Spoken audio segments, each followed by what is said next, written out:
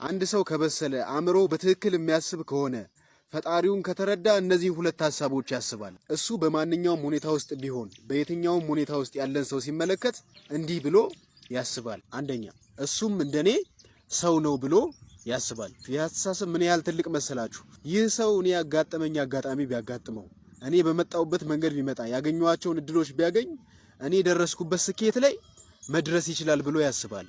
እኔ ሰው ነኝ፣ መወደድ እፈልጋለሁ። ስለዚህ ይህ ሰውም ሰው ስለሆነ መወደድን ይፈልጋል ብሎ ስለሚያስብ ሰዎችን ይወዳል፣ ፍቅርን ይሰጣል። የሰው ልጅ ሰው እንዲረዳው ስለሚፈልግ ሰዎችን ይረዳል። በአጠቃላይ ሰው ስለሆነ እሱ ላይ እንዲደረግ የማይፈልገውን ነገር ሌሎች ላይ አያደርግም።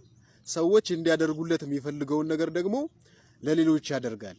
ይህ በጣም ትልቅ አስተሳሰብ ነው። ሁለተኛ ደግሞ ሰውን ሲመለከት እኔም እንደሱ ሰው ነኝ ብሎ ያስባል። እኔም እንደሱ ሰው ነኝ ብሎ ማሰብ ምን ማለት መሰላችሁ? ለምሳሌ የሆነ ወንጀለኛ ብታዩ ከመፍረድ ይልቅ ምናልባት ይህ ወንጀለኛ የደረሰበት ችግር እኔ ላይም ቢደርስ እኔም እንደሱ ወንጀል ልሰራ እችላለሁ ብለው ያስባሉ። ምንም አይነት ሁኔታ ውስጥ ቢሆኑ ምንም አይነት ሁኔታ ውስጥ የሆኑ ሰዎችን ሲመለከቱ ምናልባት እኔም እንደሱ እሱ የገጠመው ችግር ቢያጋጠመኝ እሱ የሰራውን ስራ ሰራለሁ ብለው ያስባሉ፣ ሰዎችን ይረዳሉ። ሌላው ደግሞ ምናልባት ዝቅ ያለ ቦታ ላይ ቢሆኑ በህይወታቸው ስኬታማ ባይሆኑ እንኳን ስኬታማ ሰዎችን ሲመለከቱ እኔም እንደሱ ሰው ነኝ ብለው ያስባሉ።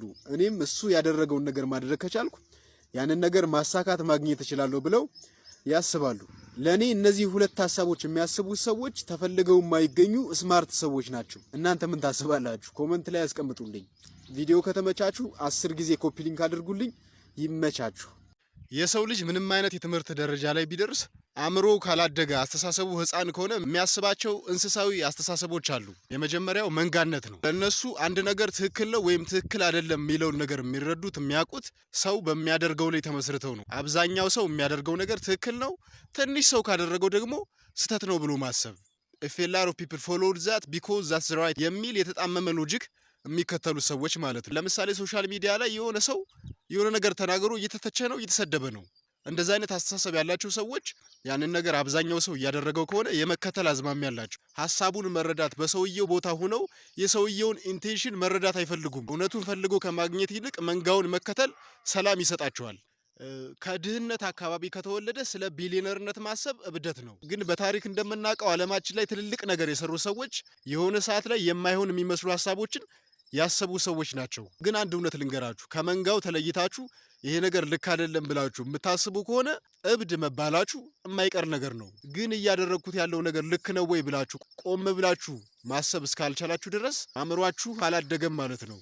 ይሄ የመጀመሪያው አእምሯችን ትንሽ ሲሆን የምናስበው ሐሳብ ነው። ሁለተኛ ነገሩ እናንተ ላይ ካልደረሰ መረዳት አለመቻል ነው። ይህንን አይ ቲንክ እንስሳቶች ራሱ ሌሎችን አይተው የሚረዱት ይመስለኛል። እንግዲህ ከዛ በታች የሆነ ነገር ስላጣውኝ ነው። ሌሎች ላይ የሚደርሰውን ችግር፣ ረሃብና ስደት ወይም ሌሎች ሰዎች ያሉበትን ሁኔታ መረዳት የሚችሉት ያ ነገር እነሱ ላይ ሲደርስ ብቻ ነው። ልክ እንዳልሆነ የሚገባቸው እነሱ ላይ ከደረሰ ብቻ ነው።